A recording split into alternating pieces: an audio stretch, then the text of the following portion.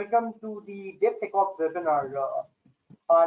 With me we have Brian and Manuel. We will be talking about many things around DevSecOps. Let's see where we start with. My name is Siddharth Parekh. I'm part of the NatWest Group DevOps Center of Excellence practice, and NatWest is a bank of brands. You've heard of NatWest Market, Targius, Ulster Bank, Bank, Adamant Company, and the list goes on. What I will be talking about is the initial part of the DevSecOps, which is the DevOps to DevSecOps, what and why, and the benefits of it. So, can we have the next slide?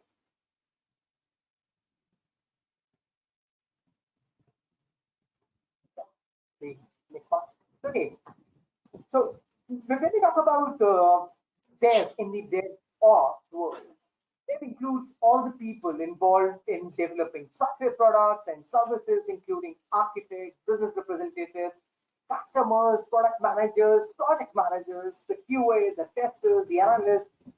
So DevOps extends beyond your software developers and IT ops. And when we talk about the ops side of the DevOps, it includes all the people who are involved in delivering and managing software products and services, including information security professionals, engineers, the sys admins, the IT ops guys, the release engineers, the database folks, the network engineers, the support professionals, and suppliers. So, in short, DevOps encompasses more than simply development and ops. And IT security must also be incorporated across the whole life cycle of your application if you want to fully benefit from the agility and responsiveness of the DevOps approach. Can you take the next one? So if you want a quick definition of DevSecOps, it goes like DevSecOps stands for your development, security, and operation. So it integrates security into the software development lifecycle at every stage, from basic design to integration, testing, deployment, and software. So is that everyone is responsible for security, with the goal of executing security choices and act at the same scale and pace as Dev and so DevSecOps is a cultural strategy for enterprising, trying to build, bring together in security and dev teams with the same goal of creating safer software. And it is based on security as core culture that encourages software developers and security teams to collaborate and communicate on a regular basis. DevSecOps entails culture of security as code with continuous flexible communication between release engineers and your security teams. So DevSecOps, like the Dev, is centered on developing new solutions for complicated and software development process within your Agile framework. Can we have the next slide?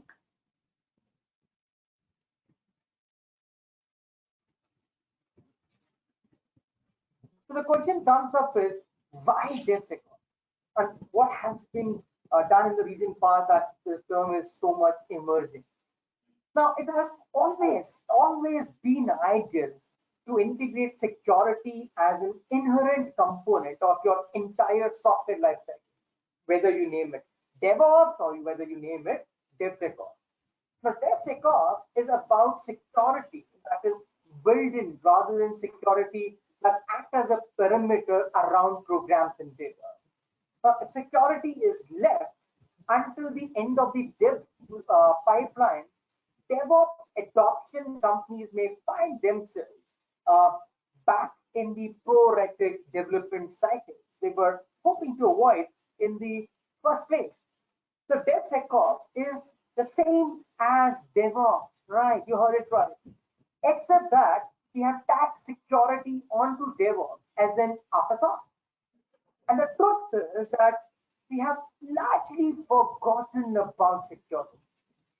And evidence of this is the fact that we had to coin a new name to represent something many of us have been doing for years, but now with security added. So while the DevOps culture brought a lot of innovations to the software development, security couldn't always keep up with the new speed at which code was developed and released. So DevSecOps is an attempt to address this by fully integrating security testing into your integration and your continuous delivery, which is CD pipeline. Uh, Developing the knowledge and skills which is required in the dev team so that the testing results and fixes may be. Uh, Here you are with the. Can we have the next?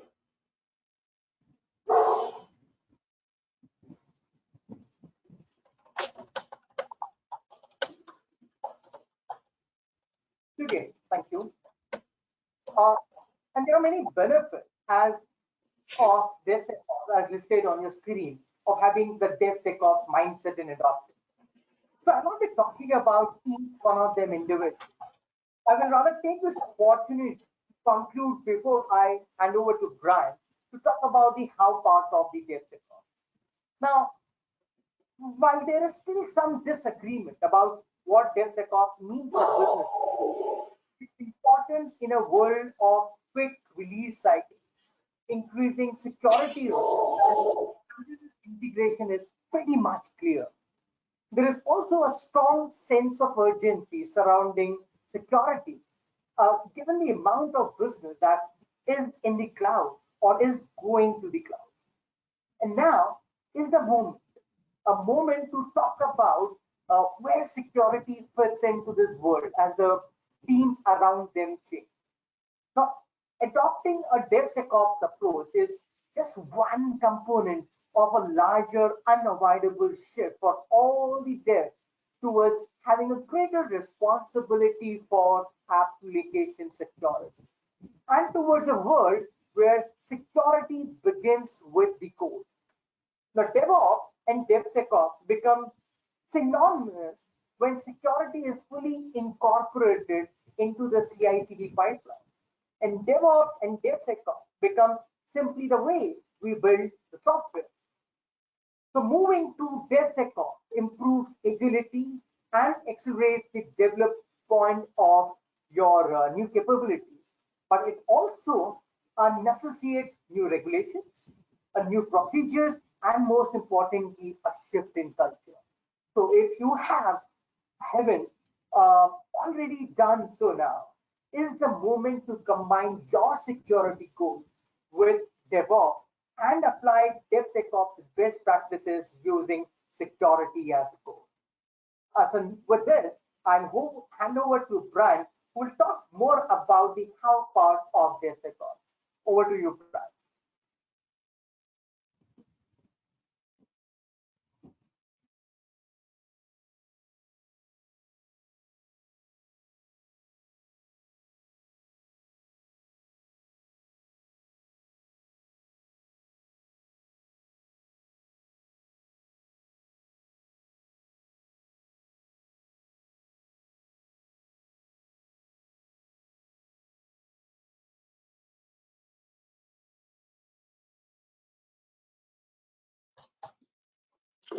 Sorry about that. I was muted and couldn't unmute. So thanks, Siddharth. Yeah, there is a little bit of disagreement about the terms of DevOps and DevSecOps. Back in 2015, Donovan Brown of Microsoft coined this quote here: "The DevOps is the union of people, process, and product to enable the continuous delivery of value to the end user." And value to the end user delivered continuously is what it's all about. Next slide. So to me, DevSecOps is the union of people, process, and product to enable the continuous delivery of value to the end user, because it has to be secure to be valuable. Next. So this is what it's about. This is what we're trying to do, is the continuous delivery of value. And for that to be true, then it has to be available, stable, useful, and secure. Um, can you show those? I'm sorry, the animation is throwing us off a little bit, so please bear with us. These must be true for us to be continuously delivering value. And security is core to everything we do. Next slide. Because security has always been a requirement, but it can't be a constraint. Next, please. Next slide. And just go in, yeah, there we go. So before, when we were first starting on continuous delivery, in a lot of cases in this DevOps movement, a lot of people misunderstood that it's just dev and ops talking to each other. Security did get left behind, and the point of DevSecOps is really to indicate that security is supposed to have been there all along, and we can't use these legacy processes. The handing off for inspection, architecture reviews, manual code reviews, and I've literally had people tell me that their job as security is investigating the crime of new development. All of these things increase the batch size of work. And for DevOps to be very effective, the goal that we're trying to do is drive down the batch size of what we deliver so that we can deliver value faster with higher quality. Next slide. Because large batches fail. Every haystack has got a needle in it. And what we're trying to do is drive down the size of the haystack. Can you go ahead and remove, display everything else? Because by driving down that batch size, we improve value delivery. We have fewer defects. We have fewer unused features. We have more rapid feedback of what we've delivered to see if it's valuable or not. And we deliver value sooner. And everything we're trying to do is about driving down batch size. And so with the legacy way that security has worked in the past, that has increased batch size and it doesn't allow us to meet our goals. Next slide. So for DevSecOps to be effective, we have to be focusing on continuous delivery. And this means that security has to focus on things that allow us to get that done. Next. So CD requires continuous security. Security cannot be a step, just as testing cannot be a step. Everything else in the value stream cannot be a step. All of these things must be a continuous flow that's happening all the time. Next. So for continuous security, we need partnership with not police. So as we need a good developer experience where security is focusing on helping delivery teams deliver what they need in a secure way. We need tools that enable this to be automated in the pipeline, and training of things that development teams may not understand, of new things coming out that can impact how secure their solutions are. Security is a little bit unique because something that's secure today can be insecure tomorrow because of a new attack vector, and security should be working very hard to make sure that we're aware of those. And next. And security has to be focused not on investigating the crime of development, but how do we deliver value to our end users? Security is core to that, just as everybody else in the value stream is. Next slide. So for us to really be effective and be secure, we need an irresistible developer experience around security. With no manual processes, everything has to be automated. We can't have any handoffs to an external team. For DevOps to be truly DevOps, then everything required to deliver product must be encompassed within a product team. We need to have security executing on every build and not when there's a major change or every 6 months we do a security review, because security threats are always appearing. And we need that capability baked into the pipeline and transparent to what we do as developers every single day. We need alerts to security issues as early as possible, just as we do for quality processes. You know, if I can get security alerts in my IDE, that's so much better than happening in the pipeline and much better than having a security review later on. And we need to enable education so that we can learn how to be more secure as we go along and not just be punished because something insecure happened. Next slide. Security has to be baked into the platform, fully automated. if we have a good security workflow, then, as I said before, it just happens transparently and lets me know when something goes wrong. It's not some extra step we have to go through. We also need validation that these things happened. You'll hear more later about software bill of materials or build receipts that talk about we have met these compliance checks and these things have happened. So we have full traceability throughout the development lifecycle that these things have happened in an automated way. We need secure images. I work for Platform One, who's developing a delivery platform for the Department of Defense, and having secure images and a secure delivery platform to make it safe for people to deliver things is core to what we do and core to what everybody should be doing. But all of these things should be baked into a delivery platform and not something that's happening as a manual step. Next slide.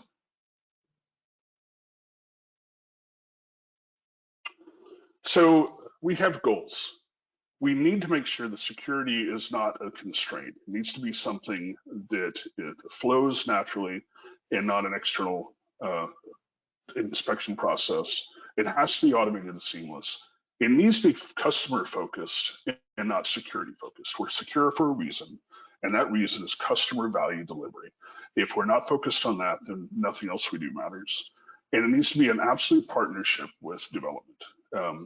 We need everyone aligned in the value stream, focused on customer value and not their portion of the value stream. And that has to be a partnership with everybody. Next slide. So with that, Manuel's going to be talking about some implementation details of how we can, examples of how we can get this done. Manuel, off to you. Yeah, thank you very much, Brian. So yes, we will talk about a real life example, because we've heard a lot of very interesting things on how, so what DevSecOps means, how it can be, how it should be. But let's see now how we've done it for one company, which is a financial services company. So a real life example. Next slide, please. I will be very, very quick on this one. Once more, a guy using that software is eating the world. I'm using it just because I was working with Marc Andreessen at that moment, a couple of years before the quote. So in one sentence, I've been working in several vendors, both dev and ops, securities in the middle. So it makes absolutely sense to all talk together today. Next slide, please. So what did we do for implementing something in DevSecOps where it's not the police, it's useful to the developers, it gathers all the characteristics that Siddharth and Brian were explaining. We built, I will go ahead on that, a generic security pipeline. If you can click, please. It's just a, okay, next slide, please. So basically, the idea was I want to do CI/CD, I want to be compliant, I want to build a bill of material, especially since President Joe Biden was pushing for the bill of material. I will go back, I have a couple of slides in 5 minutes on that. And I want to be secure, but it's not the business focus, it's not the project focus to be secured at the very beginning.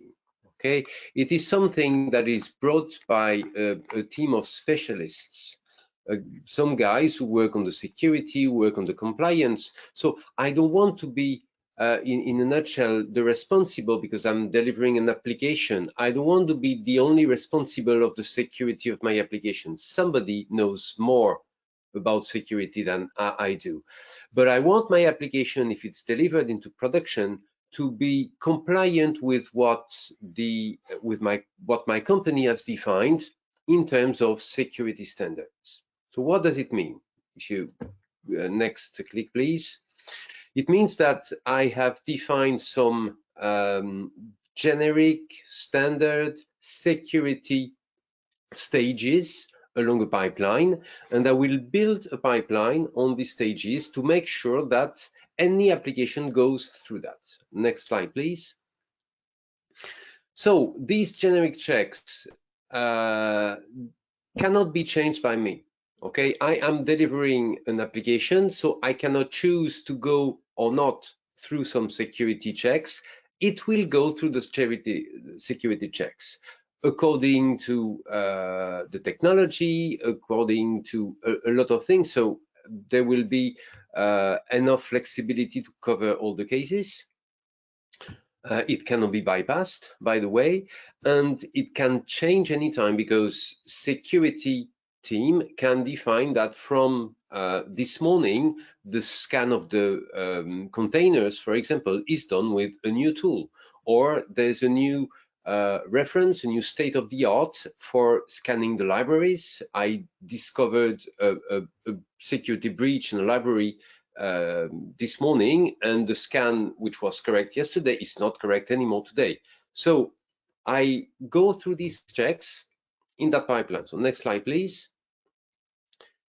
Which looks roughly like this. So I have some different checks. There are some examples of tools, of security tools like SonarQube checkmarks, Nexus, Sonatype IQ Server, things like this.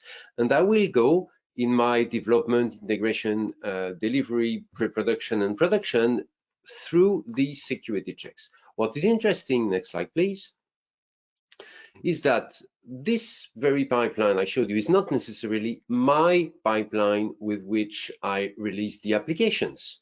It can be different because my company is very big, and for legacy reasons, for cultural reasons, I may have different release pipelines in different development teams. So next slide, please.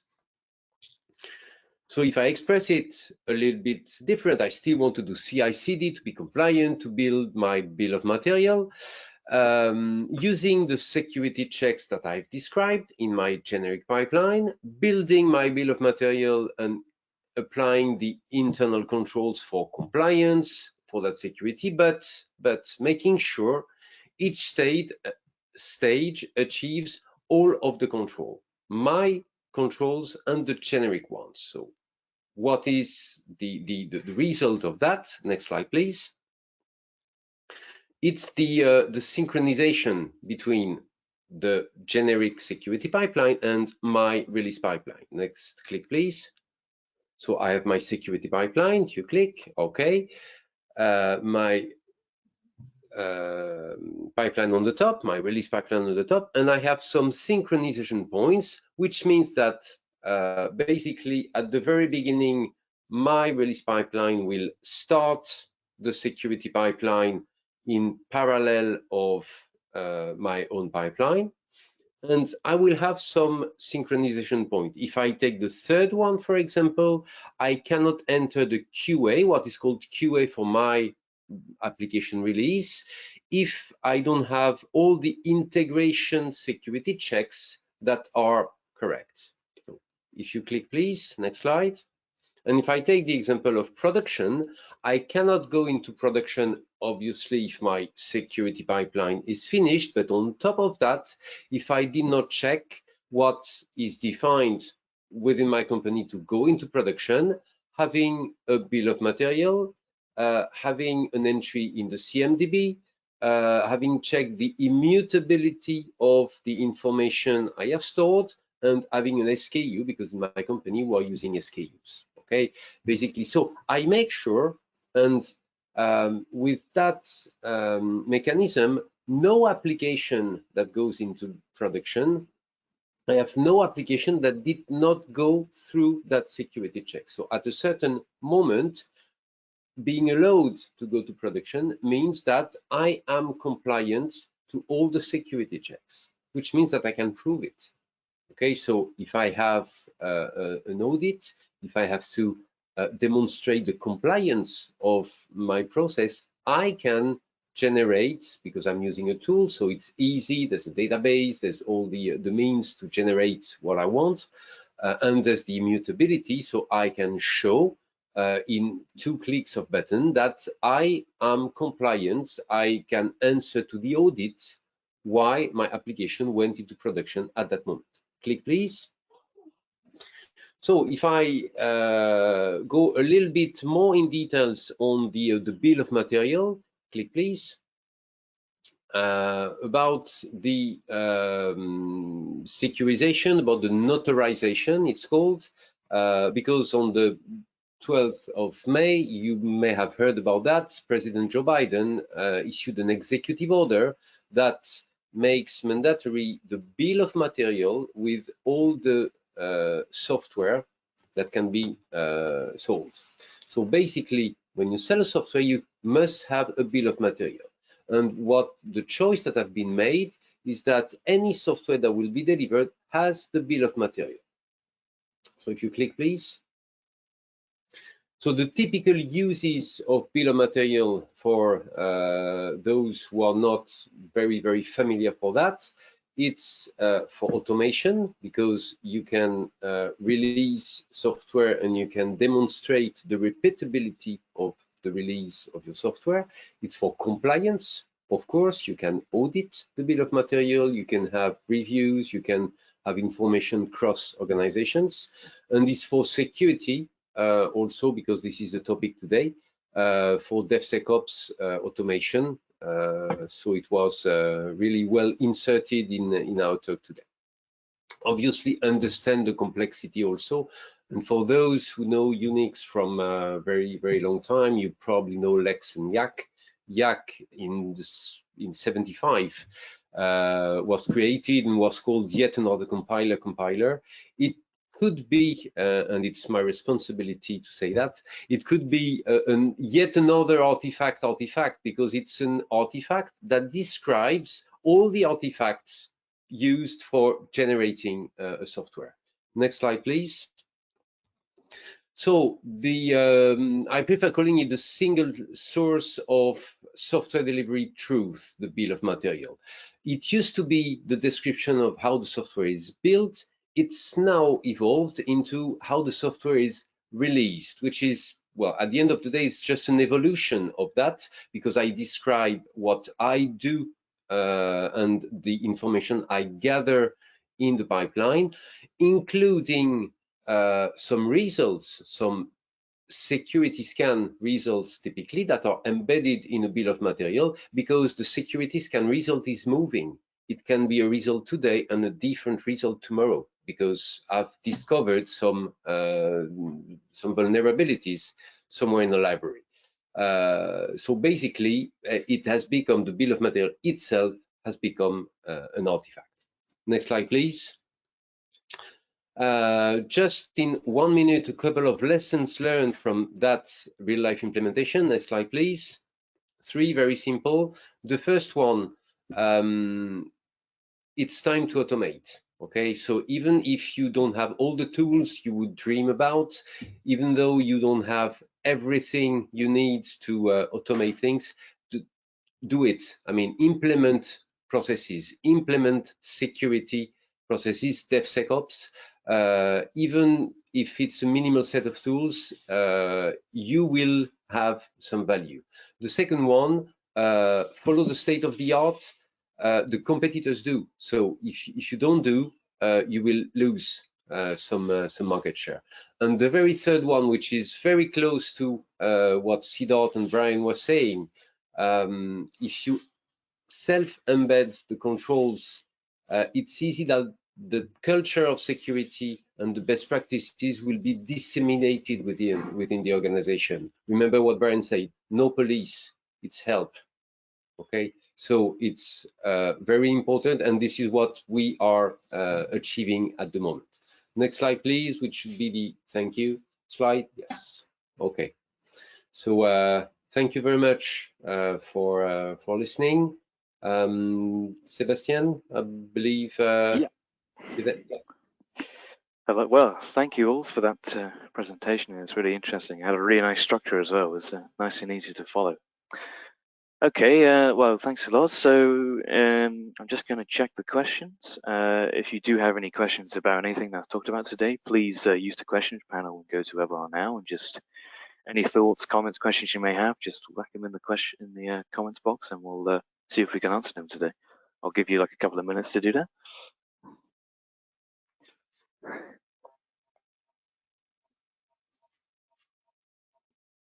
have a question for Manuel. Go ahead. Have you seen any good? Have you seen any good open source solutions for bill of materials yet? There are some standards. Okay. Well, this is not the place. I believe I don't want to talk about solutions or about names, but all the solutions I've seen for the moment are not really complete. Okay, they're not really complete. Some open source solutions are popping up, very young. There is especially one, but we don't do advertising, company that is very that has a very interesting approach in building the bill of material, in building it in an immutable way, because building a bill of material is easy. Okay, storing a bill of material is tricky. Yeah. So, and if you try to apply some blockchains principles, it goes so slow that it's, well, you lose a lot of benefits of automation. So there are some. I mean, it's easy to do a search on that. So there are some solutions that work on the immutable aspect of the storage, and obviously from an immutable information you can generate. You must be able to generate audit trail and everything that gives you the proof of what you've done. But building a bill of material is most, I believe that, I mean, I saw that before talking about bill of material with the name that I was using 25 years ago, and that was forgotten for 20 years. But most of the companies are building something that looks like a bill of material. Okay, when you say a release is made of applications with these versions that have gone through these environments where I did these tests, this is the description of bill of material, roughly. So it's the idea is here. The difficult stuff is so to store in an immutable way, and to be able to integrate that storage within the CI/CD pipeline. So as a step of each stage, to store information on the bill of material, upgrade the bill of material, and at the end of the day, store that artifact, which is the bill of material, in an immutable way. Yeah, I was talking to John Willis a while back. He gave a presentation at Walmart where I worked before, and he had a similar approach. He was talking to about automated compliance, where you had compliance as code, and then you had the versions of the compliance documents that you were meeting as part of the pipeline, and incorporating all of that into one solution for a bill of materials, I think could be amazing. But it'd be interesting to see how this develops, especially with the pressure coming from the White House that everybody needs to be doing this. In the government. So now it will move. It will move. It's obvious. It's mandatory. One of the questions, Manuel, which comes to me at times when we do consulting for our businesses within NatWest is people ask is, if I need to embed DevSecOps into the CI/CD pipeline, so the pipeline of my value chain, is that only possible through automations, or there are some non-automated ways which I can go forward and adopt it? What is your thought on it? Do DevSecOps equally means or synonymous with automation, or do you have some non-automated ways also to bring DevSecOps? Well, it's not an easy discussion, because the more you automate, I mean, we all try to have a target which is automation. We have to automate DevOps processes, DevSecOps processes, which is at the end of the day, so we had a discussion when we prepared that that presentation, the three of us, where at the end of the day, DevSecOps is DevOps. I mean, there's it has to be included in the process. We try to automate most of the things. One angle I could answer, Siddharth, is in that very project. So we automate the delivery of new releases of applications. Okay, this is what I talked about roughly.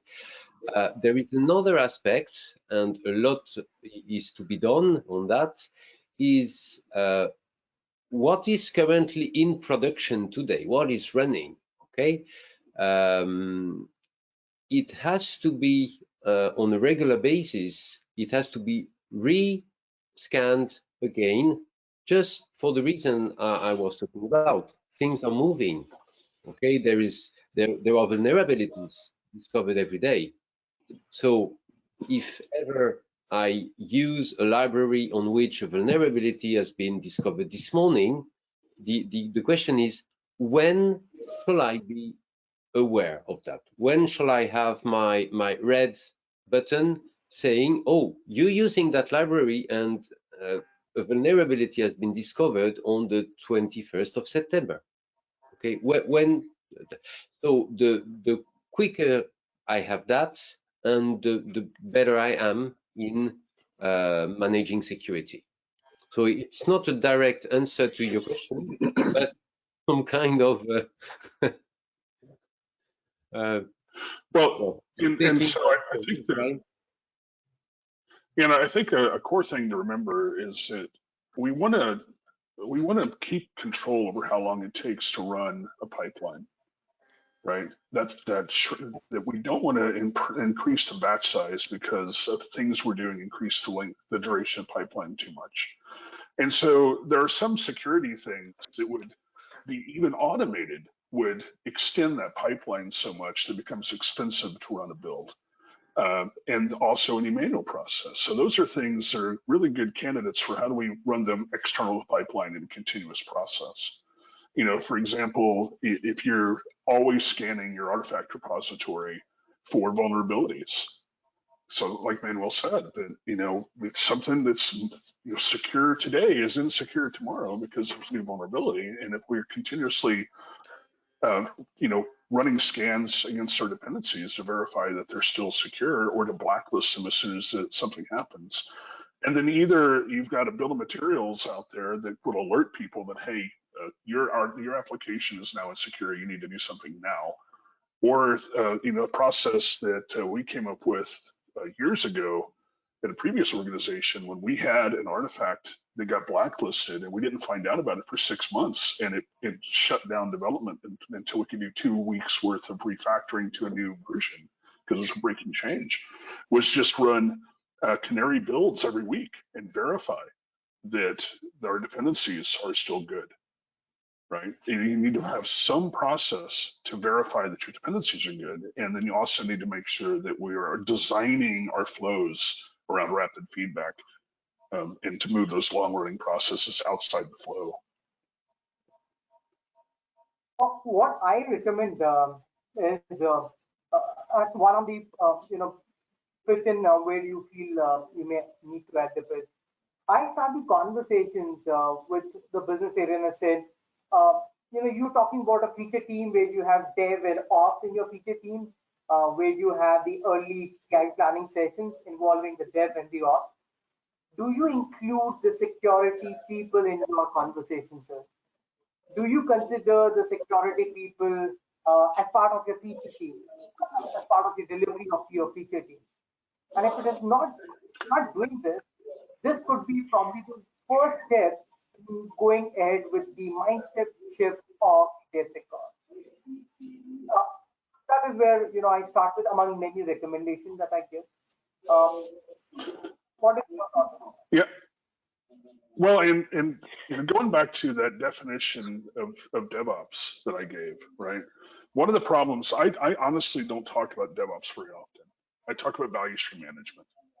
right? Is that we're looking at the entire value, because that's, I'm the value stream architect for Platform One, and we're not talking about DevOps. We're not talking about Dev and Ops talking to each other eventually. If we're still having that conversation, we're way behind the curve. We're looking at how do we organize around flow of value on a product. And so from that point of view, we should be organizing so that we've got business, user experience, we've got security, we have compliance, we have all of these stakeholders in the value stream collaborating towards customer value. That should be there from day one. It shouldn't be, oh, by the way, we forgot about security, right? Or security is like, hey, no, you need to stop because we need to make sure our legacy security processes are implemented. No, it has to be around customer value, always. Brian, you mentioned in your slide about enabling education, and the organizations are doing in their own ways this enablement of education.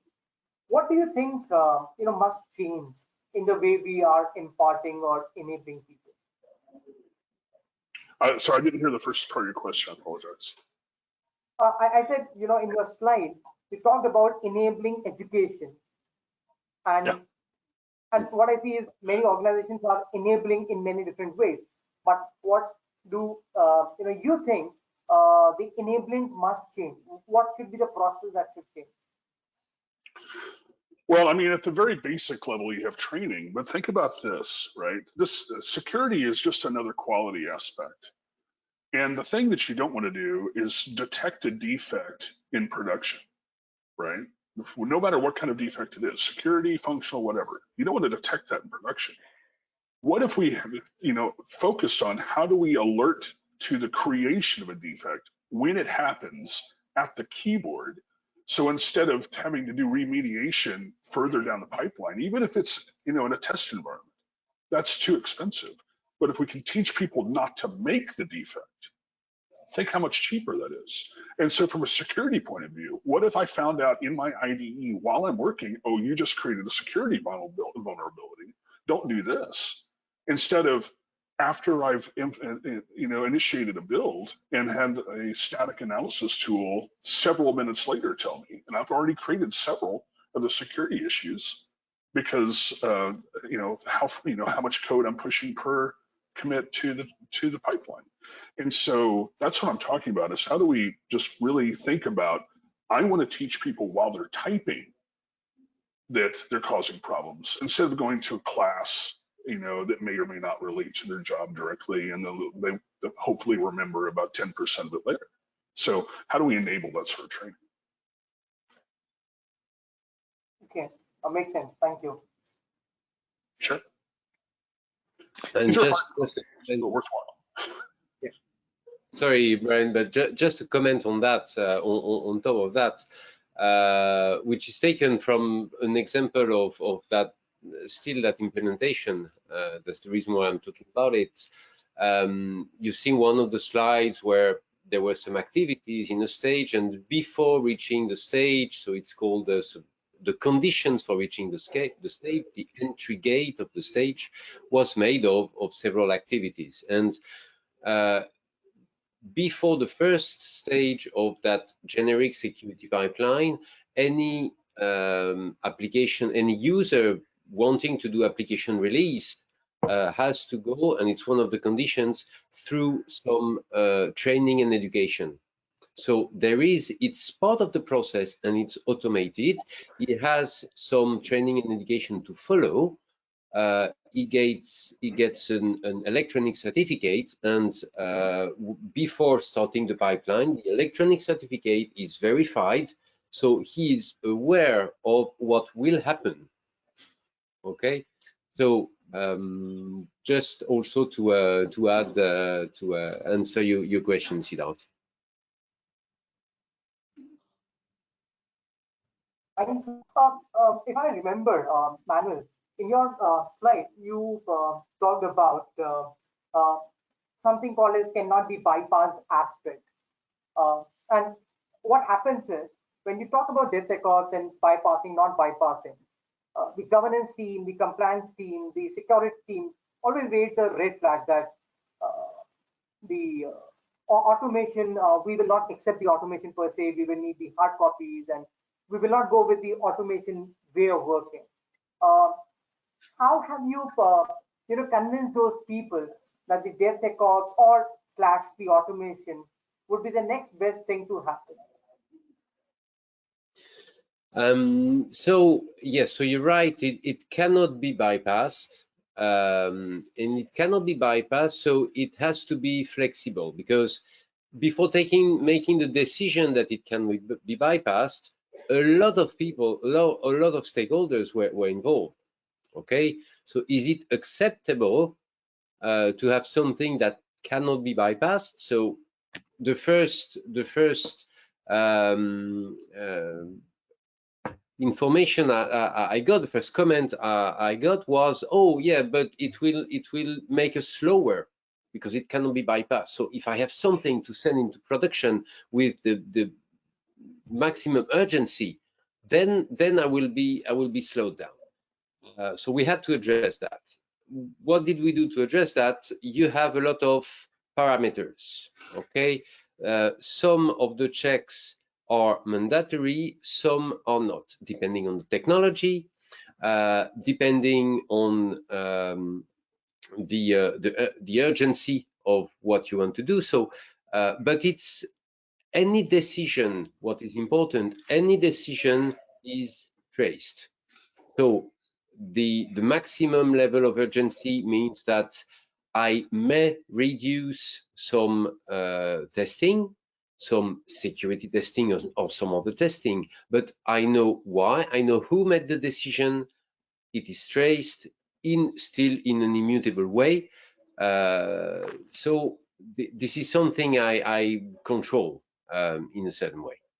Does it make sense? Well, and one of the things I really stress to teams when they're trying to architect their delivery flow is that, so I've been a software engineer for almost 3 decades, and for high availability systems where I was usually the one woken up at 3 o'clock in the morning to get those things up and running, for things that cost millions of dollars if they didn't start running again.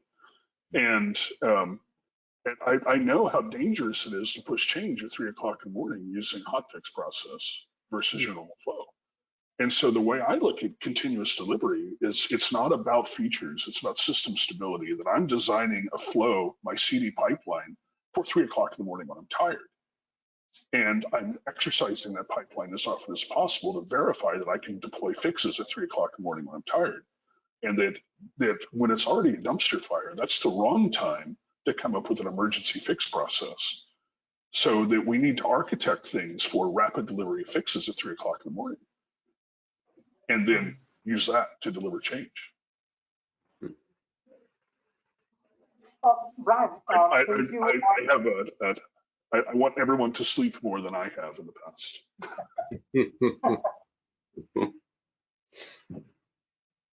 One thing is, people talk about, and when we have this discussion in DevSecOps, is where to actually start with. Should we start from the ops side of things? Should we start from the dev side of things? Should we start from the release or testing side from things? What is your view? Probably given the time we have, maybe one last. My short answer is where we do should we need to start we should optimize for rapid feedback of poor quality, right? And so that's where we need to start. That our goal is to find out as rapidly as possible where we have poor quality, and that's where we should start. And that begins in continuous integration. And we need to, if we have a separate ops organization whose job it is to tell me that I have poor quality at some point in the future, we need to figure out how I can find out now that I have poor quality once we deliver, and not sometime later. Because any delays in poor quality is going to increase the level of poor quality we have. Okay, great. Good point. Yeah. Sorry, guys, I'm gonna have to interrupt you there. I mean, I'm sure this discussion could go on for the whole afternoon. It's really nice to hear your viewpoints. So I'm going to close up the webinar, but I have one more thing to share with everyone before we all go off today. So if you just bear with me for a couple of minutes. I'll just reshare my screen momentarily. Okay, you should now be able to see my screen again. So, you all may be aware of the Exyn DevOps certification program. We've got 3 levels from Foundation to Master. We're really proud of the Master one because it's one of the only Master certifications out there in the market, and it's nice to have the recognition to be the voice of DevOps in your organization. Furthermore, we have spoke about DevSecOps a lot today, and as Manuel said, DevSecOps is becoming DevOps nowadays. And with this in mind, I would like to introduce you all to Exyn's latest career path certification, and that is Exyn DevSecOps Manager, which is launching just now. This career path certification consists, as with our previous ones, of multiple certifications. You get a badge, and then you get the DevSecOps Manager badge. At the foundation level, we have either DevOps, Lean IT, or Agile Scrum. Then you move up to DevOps Professional and Information Security Management with the DevSecOps specific practical assignments to give you the practical insights too. And then you can redeem your badge. I mean, if you have all of these modules right now, you can, in theory, go and get your badge just after this webinar is finished.